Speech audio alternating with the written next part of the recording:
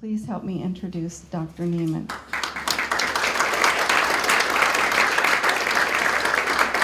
Welcome him. Thank you, Louise. As we're getting set up here, I'm very much into interaction during the talk. Lectures can get boring, right? So at any time during the talk, just raise your hand. That's the way the modern student likes it, right? They want to challenge and ask. Make sure that if you want me to elaborate on something, just let me know. So we're going to talk today about strategies for combating the epidemic of obesity in American youth. What I'm going to do is start off with a study that we conducted on 762 middle school age students out of the Charlotte, North Carolina area. And I think this represents some of the issues and problems that all of us are facing with American youth today. So what we did with these 458 boys and 304 girls is over a 3-year period. They actually each came in twice to our human performance lab. We actually gave them a very sophisticated battery of tests. In fact, this had never been done before, where we measured oxygen consumption, their maximal VO2. We measured their anaerobic power. This is like your sprint power. This is important for sports. We measured their strength, and we also measured their body fat in what is called the bod pod. So here's a little movie that kind of summarizes the test battery.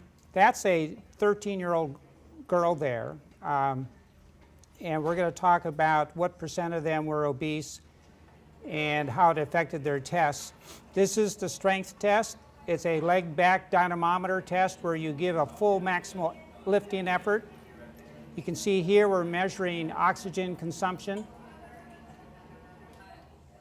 And that's the bod pod. You sit in there and it displaces air, and then you can figure out their body fat. This is the anaerobic test, 30-second sprint test. And give you another microphone. oh, okay. Sorry. I was thinking that I had to talk pretty loud here. All right.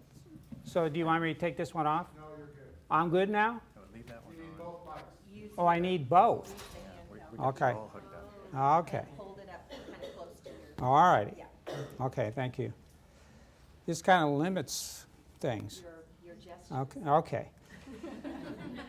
All right, so the average BMI was 22.2, 22.9, and I'll explain what that means in just a second. And their average body fat was near 20 for the boys and 25 for the girls. Definitely a little high. What it all translated down to is that 37% of the boys and 36% of the girls were overweight or obese using the CDC BMI for age growth charts. And in the whole nation, it's around 31%. I'll show you some of those data. So in this metropolitan area, a little bit on the high side for prevalence of overweight obesity. Very importantly, here's a scatter plot of all of the data that we collected. Once again, this was over a 3-year period. It was a huge effort. So the red line represents the oxygen consumption capacity that we would like to see in kids. This is considered the national standard. For boys, it's right around 42, and for girls, right around 36, 37.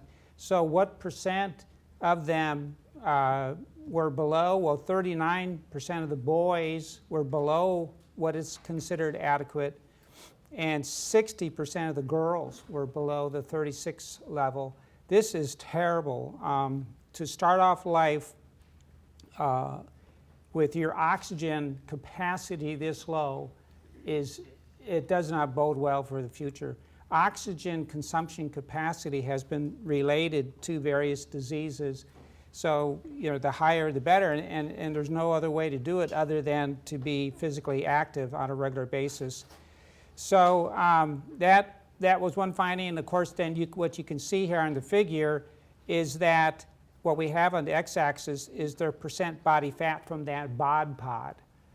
And some of these children we're edging on 50% body fat. And once again, that means half of the weight is fat. That is just a terrible number. Really, in boys at this age, we would like it to be under 15%. And for girls, we would like it under around 22, 23%. So we had a huge number of these kids carrying around a lot of body fat. And here's one of the boys, a 12-year-old boy, on the treadmill. We also then looked at the relationship between the fat they were carrying and that power capacity, so important for sports, which is what we want the kids to do. We want them to play for exercise more than anything. We're not into them swimming laps or running around the track. It should be play, but you need to have sprint capacity. And again, what those data showed is that as the body fat went up, these kids had reduced anaerobic power or sprint capacity, meaning that they would not do very well in sports requiring that. So what did we conclude? Over a third of these middle-aged children were classified as overweight or obese. 39% of the boys, 60% were below what is considered adequate aerobic capacity for that age group. And the higher the percent body fat, the worse all of the numbers were. So, you know, some people are saying that childhood obesity is one of the major public health challenges, not only this country, but the world. And I'm going to get into some of these reports here today. But the latest data from the Centers for Disease Control that is monitoring this epidemic is that 31%, and if we're talking ages 2 to 19, if you look at that age group, they are now overweight or obese in this country. Here, what we do is we break it down to this is 2 to 5 years of age, and then this is 6 to 11, and then 12 to 19. And then we are looking at the red bar Hispanic, and then black, white, Asian. So you can see, especially with the younger, we're talking Hispanics have an unusually high prevalence. And then when we get to the teens, we're talking Hispanic and black teenagers having a very high prevalence. If you look at obesity, so overweight, and the CDC has these growth charts, so you can't actually use a certain number. It varies depending on the age of the child. But if you then use the BMI cutoffs from the Centers for Disease Control, it is now, so this is ages 6 to 11, has gone from 4% to almost 18% since the 60s. And I grew up in the 50s and the 60s. It was very rare to see an obese child. And everybody was outside, running around, playing. That's just the way it used to be. We didn't stay inside, we stayed outside. And the parents couldn't keep us in. Today it's the opposite. I have 2 kids. I'll show you some of their photos. Very proud of them, but I can't. I mean, I have to push them out the door. I mean, they have so much they want to do inside. It's a dramatic change. So then when we look to ages 12 and 19, then we see the same similar trend. This is a terrible statistic. We're talking that it's quadrupled. You know, the rates have gone up that high. It's just happened before our very eyes, and then we're all saying, what? How did this happen? And that's what we want to talk a little bit about, is how in the world did this happen, and then what can we do to reverse the trend? So, you know, what I think is very sad is everybody's worried about it. It makes the cover of our periodicals. But here you can see that in this cartoon, there is a growing trend in this country to treat childhood obesity with what? Medications, and believe it or not, even surgery. There's been a huge upswing in the bariatric stomach reduction surgeries that we once reserved for specialized groups of adults. Now, this is being done on a regular basis with our children. And that, I think, is a real problem. I mean, it's easy to understand that our kids are eating too much and sitting around too much. The solution is not medications at that age or surgery. And very few experts back that trend, but it's happening. When I grow up, I'm going to weigh 300 pounds, help. And that's what we want to talk about today. So this just came out, and so Rich, where's Rich? Somewhere, but aren't there copies of this report somewhere? So have many of you received it? Oh, so that you have it. Okay, I just think this is such a fantastic report that just came out, yeah, there it is, in 2016. So this is a brand new report from the World Health Organization giving all of the latest data. So what I'm going to do is, there's a lot of pages there, right? So what I'm going to do is make sure that the basics are understood in our slides today. So what a wonderful effort by the World Health Organization. And the first thing that they wanted to get across here is that childhood obesity is reaching alarming proportions in many countries. And the prevalence is expected to double in the next decade. This is worldwide. So Julie, you mentioned that rates may have been leveling off a little bit here. I think that might have been the very youngest age group. If you look at all of our kids together, it may have plateaued off, but still the future is not looking good if we don't continue to push up against it. In the world, though, there is just every sign that it's going up, up, up. Now, this graph is in that publication, but what I want to first point out is this is now looking at children under 5. And unfortunately, the World Health Organization is still gathering a lot of data. So all of those gray areas means they're still trying to gather data on the very young. So if you look at like blue or yellow, then like we're in the yellow zone, you can see the prevalence, that's 5 to 9.9% prevalence of overweight in children under 5 years of age, which is the focus of this report. The World Health Organization is very worried that children are starting off that young and that overweight. And so you can see certain areas, northern Africa has a real issue, and then this part of Asia, and so some concern areas. But the big message is that at this time, with the latest data that the World Health Organization has, is that 41 million children under 5 years of age are affected by overweight or obesity, and every expectation is it's going to go up. Now, in a separate World Health Organization report, they produced the data on adults. And what we're going to learn in just a minute is when humans start early life off at a high prevalence of overweight obesity, especially as you get into the teen years, there's a huge percentage of them that end up obese as adults. So what the World Health Organization has done is they've ordered the countries in the world that have the worst problems. And these are now the projections for 2025. And this is a pooled analysis with 19 million participants that was just published this month in Lancet. It made national news around the world because the projections are terrible. So here are the projections for 2025 and who leads the world in rates of adult obesity. It is the United States, and then it's the UK. These are projections for 2025. And then Brazil, and then Russia, France, Germany, China, and then I put some of the countries that are real low, and it's India and Japan. Now, rates are going up in those countries, but they are still far behind us. Now, how many of you have been to India or Japan? I've been to both. And what is the big difference there? Their diet. Yeah, so in India, it's a lot of rice, and they have all of these wonderful legume mixtures. I love the food in India.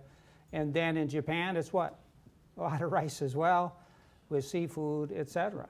And then what's the other big difference as you go to those countries? Yeah, a lot of activity that's built into their daily activity. And most experts feel that that's the key. And we'll talk about that more later on, is if you have to put on your bright colored shoes and go to a gym and work out, that's a time barrier, and many people have a problem with that. The more it's built into the routine, the higher the compliance. So that's where building walking and going up and down stairs. I was in New Delhi giving a talk, and I went to Old New Delhi. Anybody ever been to Old New Delhi? And there was all these rickshaws. I mean, not with motors on them. I mean, we're talking humans pulling them. And I'll never forget being in the middle of New Delhi, in the old section of New Delhi, and we actually had a rickshaw traffic jam right in the middle with about 300 rickshaws all got clogged up in this one area. And all of these people sorting out as they're carrying people around. You'd never see that in this country. So yeah, it's very interesting that all of this is happening. But it's very simple to understand, and the World Health Organization in this report puts out many of the factors. We'll get into that. But what they are saying is that, number one, that this expected increase in prevalence has the potential to negate the gains in life expectancy that we have experienced. And they call it the obesogenic environment. And what do you think that means, obesogenic environment? An environment that supports weight gain.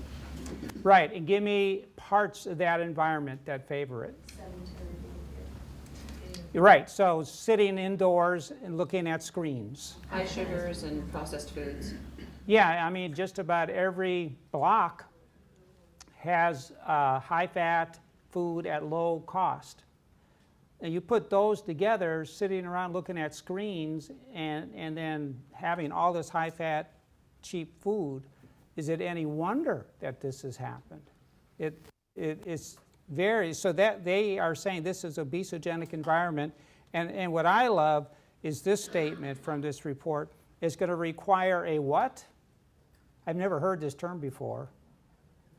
Whole of government approach. And what do you think that means? People have to get along. Yeah, so you're a former mayor of what city? Corvallis. Oh, really? Okay, so you've had a lot of action over there. Yes. Yeah, so what would you think this is indicating, from what level to what level? Well, actually, there are a number of cities in Oregon now, including Corvallis and Lebanon, whose city councils have signed a resolution declaring that they will be an active, healthy city. And what that commits the city to, this is part of a statewide initiative, is to support through parks development, bike trails, recreation programs for children, you know, through the aquatic center and so on, different ways of fostering a healthy. So this is a state, it came from the state level? It's the League of Oregon Cities, which is the professional association of incorporated cities, together with the Oregon Public Health Institute, which is connected to our state health agency, have put this initiative. So who's putting out the money? Well, it basically commits the cities who sign on to this to basically look for ways through their budget processes and grants and other things to foster this environment. Well, that's great. Very progressive state. There are 28 of Oregon's 250 incorporated cities who've signed on, so we've got a ways to go. Are you going to run for governor next? I think that's all wonderful, and that's what it's going to take. But then it's also the federal government pushing the states to do this as well. So we'll get more into that in a second. I think this is a great cartoon that came out after the World Health Organization report. And basically, yeah, we're worried about global warming, and I think it's a real issue. And bird flu, yeah, but what is the real critical threat to the future of the health of the world? The World Health Organization is saying it's childhood obesity. that all of these other things are definitely important, but it's, as they say, reaching alarming proportions, and it's going to double, and we got to do something now to turn this around. And one of the issues in this whole thing is, there's been some pushback about identifying children that are overweight and obese. I don't know if you've heard some of the backlash, like if a child is identified at a certain BMI and said you need to really be channeled into a program, some of the parents are getting very upset that their kids are being labeled that way. And what most experts say is, look, we got to be careful how we do that, but we can't stop doing that because of this list. We know that childhood obesity involves significant risk to health. And I'm going to give you all of the factors here. And 6 in 10 obese kids ages 5 to 10 have at least one heart disease risk factor. So we can't get to the level where we start accepting that heavy children is okay. It's not okay because of the health of the child, and that's why WHO put out that report. Yes? I was just going to say, one of the issues that I've heard surrounding the BMIs, besides BMI being so controversial, is that when we look at BMI and we're just talking to the student or the family, it's very individualistic, so it's a very biomedical approach, as opposed to what you were just talking about earlier, is like there has to be this widespread intervention. So the school shouldn't be in isolation as they do this? Is that what you're saying? There's policies, there has to be policies in line, there has to be an environment that gets on board to support this end result, this outcome of this obese child, right? Yeah. It's not the child's fault, it's everything that's making it easy. You just covered a slide I'm about to show. And that's exactly the point. The school has to be very careful how they do this, but there's a right way to do it, and we can't stop doing it. Yeah. As a parent, I have 4 children, 2 that have graduated and 2 that are currently in schools, and I have 2 grandchildren coming in. I know that one of the biggest issues I have with the word obese, having lost 150 pounds myself and still being considered obese by the BMI thing, is that label on that word is painful. Yeah. It's an ugly, painful word. But if you can say to somebody, I'm concerned about your child's health in their heart, I'm concerned about their blood pressure, I'm concerned about their cholesterol level, I'm concerned about, there are like 10 or 12 different things that parents clearly understand as concerns, and then you can say, well, here are ways we can combat that. One of them is losing weight. Yeah. As opposed to, your child's obese, let's deal with that. It's very painful to hear that. You just quickly went by that 150-pound weight loss. That's quite amazing. Yeah. So how did that happen? What did you do? High protein, low carbohydrate. I stayed under 1,200 calories. I ate every 3 hours and 1 hour after waking up, 1 hour before bed. That's what I did for 10 months. For 10 months. Yeah.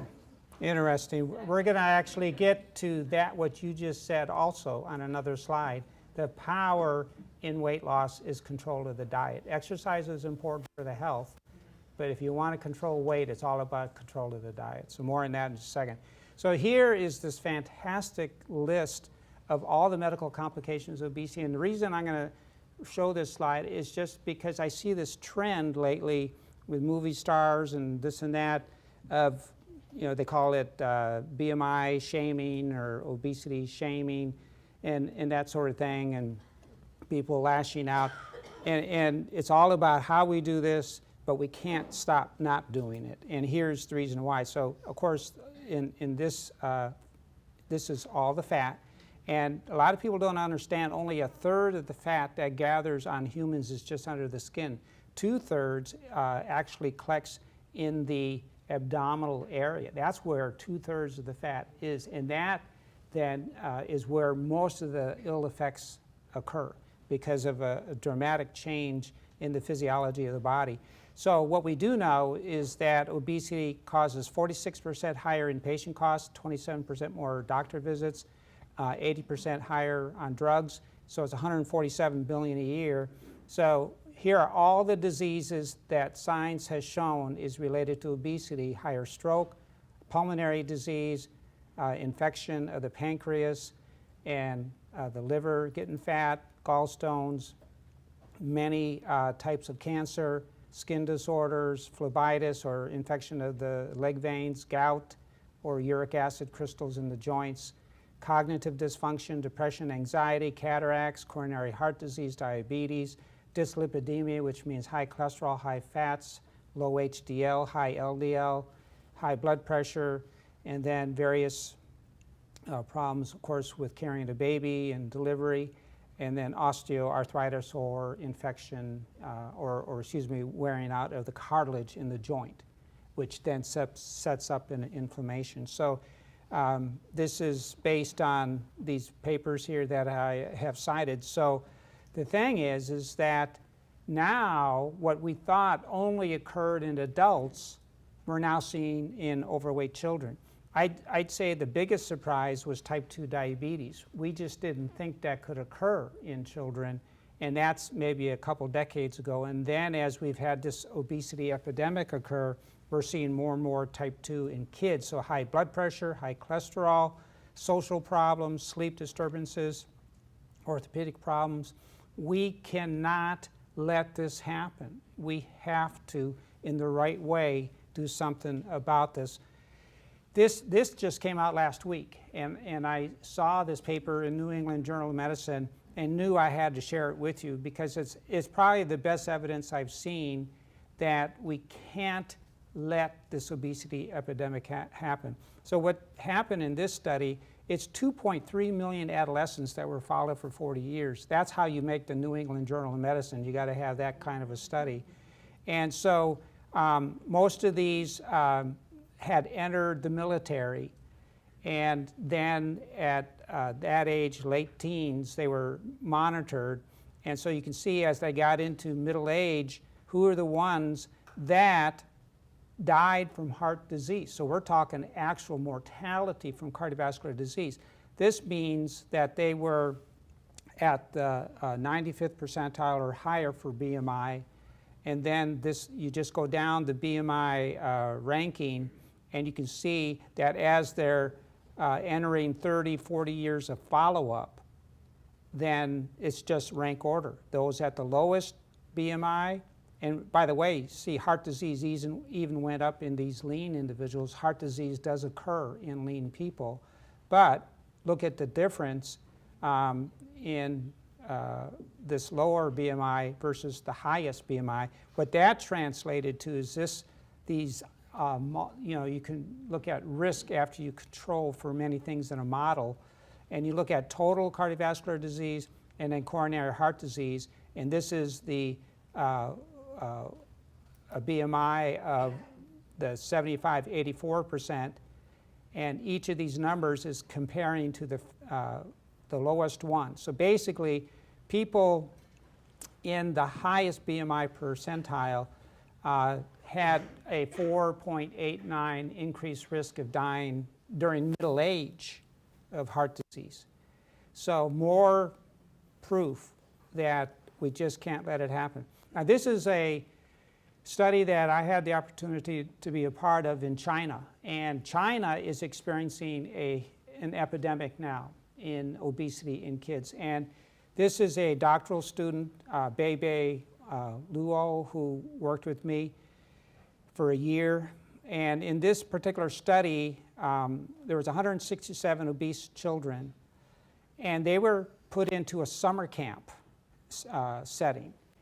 And they either were put into a control summer camp environment or into a lifestyle summer camp environment. The lifestyle summer camp is the kids were put onto 1,600 to 2,000 calories a day. And what do you think of that calorie level for a child?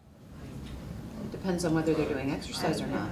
Yeah, and you're going to see what they did 6 days a week, twice daily. In the morning, they did 2 to 3 hours of walking, jogging, swimming.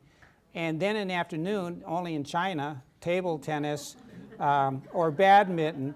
And the whole emphasis was on play, and the kids loved it. They're out there for 5, 6 hours a day doing a lot of play type activity, and the kids loved it. So that calorie level for a growing child on a lot of exercise is just about right. You don't want the child to get too low. That's not recommended when they're growing. So then, very importantly, and this paper got published here in 2013, you can see that if you look at weight, the girls and the boys who were on the lifestyle, they lost just about 10% of their weight in 6 weeks. So that's just about right. And then look what happened to their waist circumference went down compared to the control. So the blue and the red is control. These are the ones in the lifestyle camp. And then their blood pressure went down, their cholesterol went down, blood fats went way down, and look how insulin insensitivity improved. Their insulin became effective again. And that all happened in 6 weeks. So it's pretty easy to turn all this around in kids. It's not that hard. Just get them into a weight loss, high exercise, diet controlled environment, and they do well. But what's going to happen when all these kids leave the summer camp and go home? Yeah, they're back to where they came from, where they got overweight. And so this was good to prove the point, but we're going to get into, what are you going to have to do to maintain that? So let's talk about why are we having this obesity epidemic. And most experts say there's 3 things. It's the genetics and parental influences, it's the high calorie, high fat diets, and the inactivity. So let's take a look at this. I love this statement from Jim Hill. He's one of the leading obesity experts in the country. He's a colleague friend of mine. And he said that in this fantastic paper in Circulation, and it's roughly what we've already said, is if you look at our history and where everything got mechanized, urbanized, and with high technology, and then you have all of this cheap, easy to obtain food, the net effect is obesity. So let's look at the genetics, because a lot of people want to blame genetics. And I have a friend who's an expert in this, Dr. Claude Bouchard. And early on, they had identified 2 or 3 genes that were related to obesity, and now they're up into the hundreds. And I've asked him, I said, so he presents a talk, and he has these lines connecting all the genes, and in the end, it only explains a small proportion of obesity. And I said, don't you get discouraged doing this, because every time I hear your talk, it's just as more complex, and yet the how much you're able to explain is very little. He says, we hope to eventually sort this out so we can start targeting this and like identify individuals with a high cluster of genes that is associated with obesity, and then they can be more careful. But I personally think that it is so complex that it's going to be pretty difficult to do that. So he and others say that it appears that inheritance is roughly 25% of the variance in fat, and that lifestyle is 45%. And what do you think is the rest of the percent? It's culture, the culture that you're brought up in. And so lifestyle is definitely the biggest one. And what he and others are saying is that we know genes play a role with some people, and it can make some people more prone to obesity depending on how many of those genes they have. So those individuals have to simply try harder than other people to lose the weight. And if you don't mind me coming back to you, I mean, it sounds like, let's assume that you had a cluster of those genes, but then you worked real hard to fight it back through an unusual restriction in your diet and being very careful. So do you feel that you are prone to gaining fat tissue more than other people based on everything you've been through? I've been maintaining for about a year, and it's very easy for me to gain weight back. I can, in one day, gain back 2 or 3 pounds if I'm not careful. Yeah, Claude Bouchard actually took twins into a summer camp environment, and he had, I think the total number was 20 or so twin pairs. And then they were all overfed. All of the twin pairs were overfed. And what do you think happened after 6 weeks of overfeeding? And they overfed them 1,000 calories a day. So you got to think of that. That's a lot of extra food. And what do you think happened after 6 or so weeks? All of them were big. You think everybody gained the same weight? Not the same weight, but probably all gained some weight. Well, believe it or not, some twin pairs only gained 2 or 3 pounds. And then he had one twin pair that gained 29 pounds. And if one twin gained 29 pounds, what did the other twin do? They gained 29 pounds. So what he concluded, and that paper was published a couple of decades ago in New England Journal of Medicine, he concluded that there is definitely something that when people are overfed, some fight it off through an increase in metabolism. Some have genes that will deposit the calories as fat. So what is the solution for the twin pairs that store the fat? You can't overeat. You just can't. So it's still overeating, isn't it? It's just that some people can get away with it and some cannot. So I think that's a very important lesson there. Now, this, I think, is a very revealing study. Let's say you have a preschooler who is overweight, and parents get very worried sometimes about it. What percent of them, those preschoolers, will end up obese as adults? 1 out of 3. So 2 out of 3 shake it off. If you have a school-age child that is overweight, what percent become obese as adults? Half. But look at this number, 8 out of 10 of teenagers. So here we have some teenage friends. This one here, 80% chance of being obese as an adult.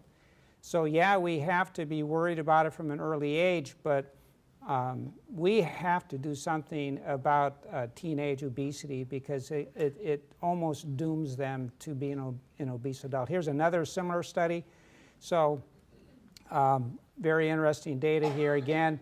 So let's look at 1 to 2 year olds. And notice that the blue bar is that they will be heavy as a child.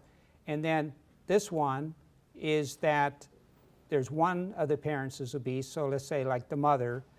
And then the red bar is 2 parents. And this is the odds of going from 1 to 2 years of age to being an obese young adult. These are the odds.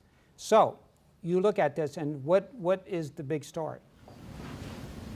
If both parents are obese, there's a much higher probability. When you're young. So if both parents are obese, the kids have a high percentage chance of adopting whatever is happening in that household and becoming obese as an adult. And what does this mean over here, the blue bars?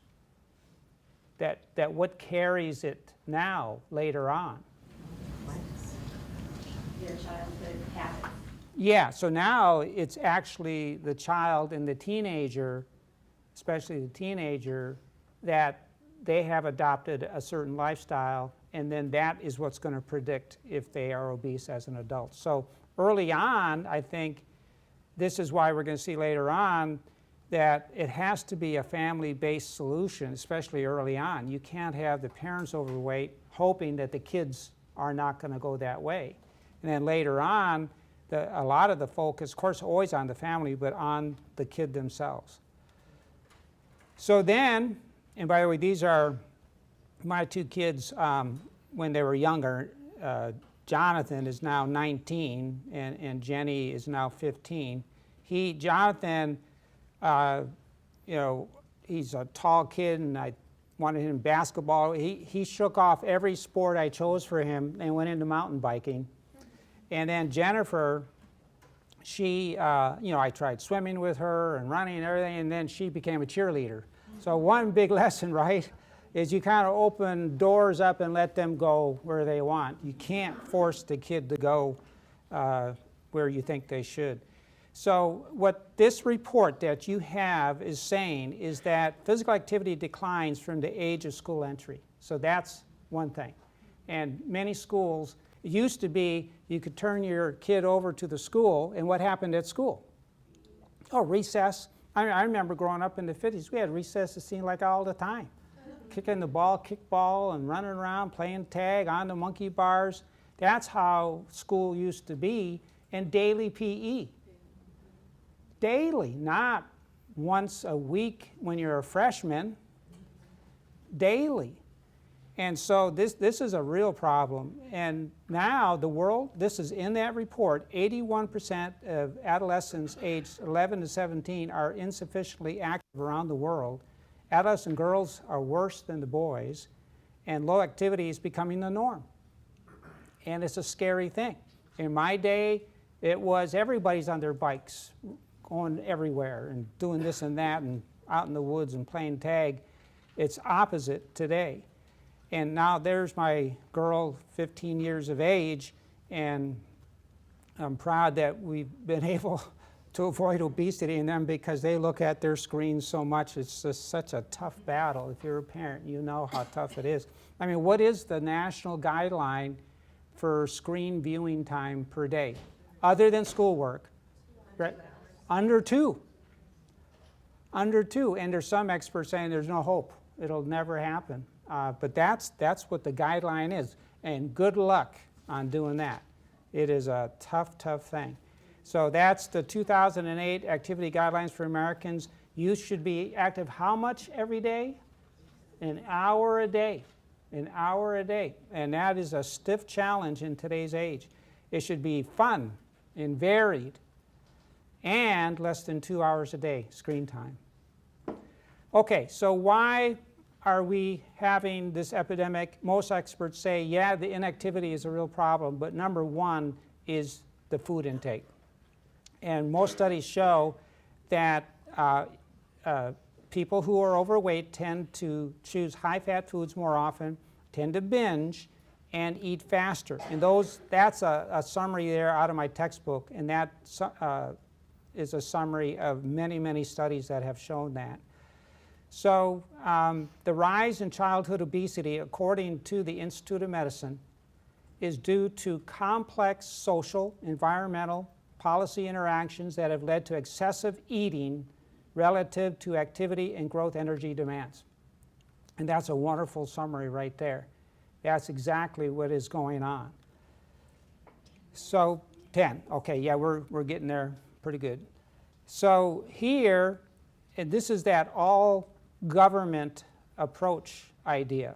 It's going to take not only government agencies, but it's going to take schools, it's going to take the family, healthcare providers, all of these groups working together in order to combat this problem. So the Institute of Medicine says the federal government needs to get involved with nutrition standards. Industry and media should develop healthier food, beverage, product, packaging innovations. State and local governments should expand and promote opportunities for activity and food.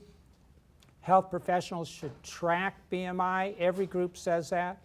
Schools need better food, more activity, and parents have to get involved. We can't, I remember talking to my wife early on with our kids.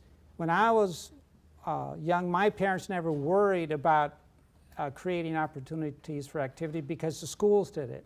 Now, the schools don't do it, and so the parents have to assume that responsibility. If you don't, the kids will sit all day and then come home and sit some more. So it is a different era. So the Centers for Disease Control says a large part of the focus should be on changing what's happening in the schools, and that we need a coordinated approach. And I don't know if any of the schools are doing this here, but the CDC says there should be a school health council and a school health team and a school health coordinator that assesses for BMI and develops and implements activity, nutrition guidelines, and evaluates how it's going. Is there any school around here doing that? Is any schools that you know of that have these councils and health coordinators? There's also state funding that's been made available for supporting safe routes to schools to help Yes. promote safe bicycle. Yep, that's on the CDC list. Yeah. Yeah, so I think this is a great plan that happened. And then number two, the CDC says that the environment needs to support good eating and activity and access to better food, suitable facilities for healthy eating, and then safe spaces and facilities, and avoid using activity as a punishment. There's still those teachers that run the lap, do the push-ups, and that is old school and should never be done. And then you don't use donuts to reward doing good on the exam. So we got to watch that as well. CDC says number 3 is provide a quality school meal program and ensure that they have these healthy foods. And I think a lot of schools are trying to do this, but it's slow progress. So they say promote access to good and nutritious, appealing foods that are in accordance with our guidelines. Then PE needs to be a comprehensive PE program. And this is the part that really gets me upset, is how our PE programs have really, not only are they not daily anymore, but then, and I talk to my kids all the time, what'd you do at PE when they do it? And he threw out the ball. My girl said that she had a PE teacher when she was in middle school that would hit golf shots on the playground while the kids just goofed around. Here's the PE teacher practicing chip shots with his golf club. And I couldn't believe it. I felt like complaining to the school, but I'm sure the principal was watching out the window as he's hitting his chip shots. And that kind of quality PE is just appalling. So this is exactly what you were just saying, is the CDC is recommending more walk, bike to school programs, classroom-based activity breaks, daily recess. Now, North Carolina says you have to have 30 minutes a day, but they use every excuse not to have it happen. We had teachers in the middle school that if the kids talked up, all right, you're not going out to recess. So they punished the kids for talking with no recess. That is like bizarre behavior. It just shouldn't be happening. And then the quality PE, interscholastic sports. Now, my wife really gets off on this one because the schools are pretty good on their football and basketball teams, but what are they doing about supporting after-school intramural and club activities? Very little of that is being done. And in my day, there was a lot of that, and now it's kind of gone away. It's all about the big sporting activities of the school so the kids can sit in the stands at 7 o'clock watching the others play, but they themselves are not playing at the school in intramurals. Now this, I think, is very germane to you medical students over here, and this is the role of the pediatrician, and this came out about a year ago, and I think it's an excellent report. And number 1, they say all pediatricians should identify the children early on the path to obesity. The pediatrician, so we're saying the schools should do it, but the pediatrician should do it as well. And base prevention efforts on family dynamics and reduction in high-risk diet and activity behaviors. Promote a diet free of sugar-sweetened beverages, fewer foods with high caloric density, more fruit and vegetables, and that's 60 minutes a day. Now, last night I was talking to the medical students. Who was the one that lost weight? Yeah, why don't you stand up and tell, we're on a clock here, so why don't you just tell your story, what happened to your... By 5th grade, I was 152 pounds, I think, and 5 feet tall. And my pediatrician just made this simple recommendation of you don't need to panic, you don't need to lose weight because you're going to grow into it. But just cut out sugar-sweetened beverages. And I wasn't drinking that much. It was like a glass of orange juice in the morning, and I'd maybe get some Kool-Aid or something in the afternoon. And that was the only change I made because I was very active already. And look at him now. Just look at I him. think I gained 15 pounds since. So, anyways, yeah. So, yeah. Now, this thing about the sugar-sweetened beverages is 5 minutes. That is very interesting. The World Health Organization is focusing on that. I'm going to get to that within our last 5 minutes here. So this report, though, is saying based to prevention efforts on what? The family dynamics. You can't leave out the whole family, so the pediatrician should do that. Now, I assume that they talk to your parents as well during this? yeah, and my parents are both very healthy individuals, So they were totally behind what the doctor said. yeah, they were trying to figure out how to make changes for me and what was the best route. So. Great. I'm really glad to hear that. All right, so in summary, here is the World Health Report of what they say. Number one, understand nutrition guidelines and labels. Tax what? Sugar beverages. And we were talking to the medical students last night. I think just about every one of them agreed that we need to start doing that. Because we did it to cigarettes, it's about time to start doing it with sugar beverages. Number two is ensure adequate activity facility spaces and guidelines. Three, monitor the gestational weight gain, because I think you know that a high weight gain means a heavier baby, and then all of that. Number four, promote breastfeeding, hold a community support to promote healthy lifestyles. Healthy school standards for meals, beverages, health, PE, in the curriculum, food prep classes for families. They're saying the schools should have food prep classes. I think that's a great idea. And you guys are doing a lot of that here. Have you gone into any schools yet with your food prep? We have 2 plans to go into schools, but we haven't operationalized it yet. And see, WHO is saying include the parents, that the parents and the kids should all be involved in that. Sir? Yes. I know that we've had gardens at some of our schools here in Lebanon, and we've actually had some organizations that have come in and offered free, like get the vegetables out of the garden and then teaching the parents recipes and things to do with the food that's coming out of the gardens. So I know that we've done a little bit of that. Yeah, the more of that, the better.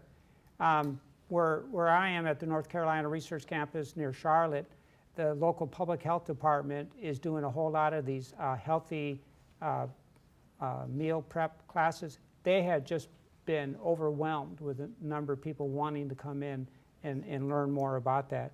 And then weight management services that are family-based and delivered by multi-professional teams needs to be done. So, in conclusion, in our last couple of minutes, I see you moving over here, Julie, is the battle of the bulge. There's 2 weapons. You jab with exercise, but what is the knockout blow?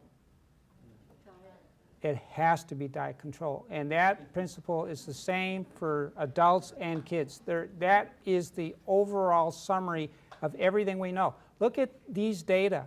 What is happening to our young kids? This is the recommended sugar intake. This represents what's actually happening. And who is eating a lot of the sugar? It's the kids. That's why the World Health Organization is saying we have to do something about this.